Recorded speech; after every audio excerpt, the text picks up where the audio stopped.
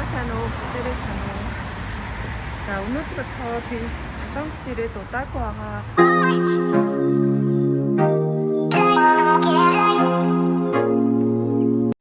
Тэгээд хүүхдэн нэг 3 наснаас дээшээ ч юм уу тий ээжүүд аауд авах юм бол үзээрэй гэж хэлмээр байна. Юу вэ гэхээр ингээд Солонгос руу дөнгөж удаагүй хахад хүүхдээ ямар сургалтын төвд явуулах вэ? Амралтын өдрүүдээр ч юм уу эсвэл өөр ажлын өдрүүдээр завтай байдаг бол янз янзын юм хөрх ивентэд оролцуулаад нийгмийн идэвхтэй байх юмсан гэж боддоо штэ.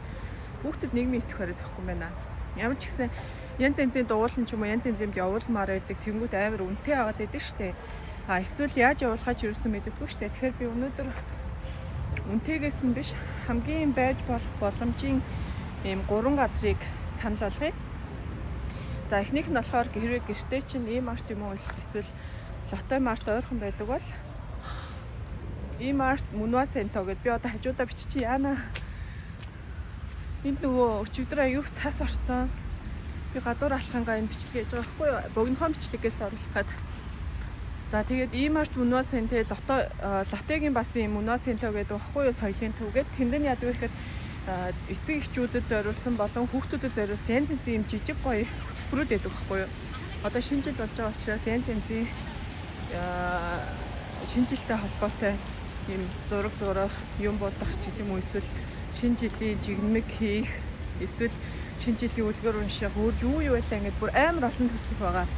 Тэгээ манай охины явдаг байсан нь болохоор 2 дөнгөж гарч байхдаа балеттай явдаг байсан. Тэнгүүт 7 хоногийн нэг өдөр гээд яг 5 өдөр завгүй байдаг бол хагасандаа 7 хоногт нэг удаа явуулна. Тэгээ нэг 12 удаагийн оролцсон 60,000 вон ч үгүй айгүй боломжтой үнэтэй.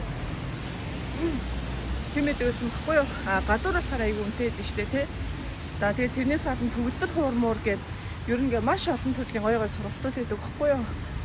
Эсвэл заримдаа ингээд янз янзын юм үлгэрийн батрууд ирээд хөрх үзүүлбэр энэ төр үзүүлэн гэх мэтчлээ. Ер нь энэ Munwa Center-нуудад ороод ID нэгээд ойр ойрхон ингээд энэ сард ямар ивент зарлагдах юм бэ? Юу болох юм бэ гэд бүртгүүлээд байвал зүгээр. Тэгэнгүүт юу яа дээ хамгийн хэмдэн жишээ нь 1000 воноос эхэлнэ. 1000 воноос эхлээл нэг үсрээл төгөлдөр уран л хамгийн үнэтэй дээ.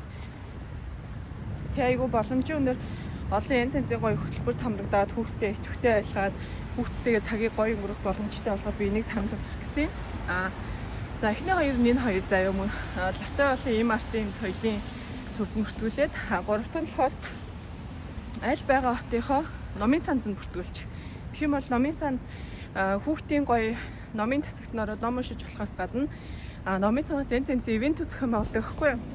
Тэнд нь хүүхдээ очиж оролцуулаад их юм бол ямар ч гэсэн Солонгос ингээ хүүхдүүдтэй дунд нь оруулаад нийгэмд нь илүү уусгаж өгөөд хүүхдээ бас уйдаахгүй хүүхдтэйгээ гоё сонирхолтой цагийг өнгөрөх боломжтой байдаг шүү. За тэрийг хэлэх гэж энэ богинохон бичлэгийг хийсэн. Тэгээд дараагийн бас өөр хэлмээр хэрэгтэй юм санагдах юм бол хэлнэ. За эсвэл асуумаар байгаа юмнуудаа хэлээрэй. За дараагийн бичлэгээр уулзъя.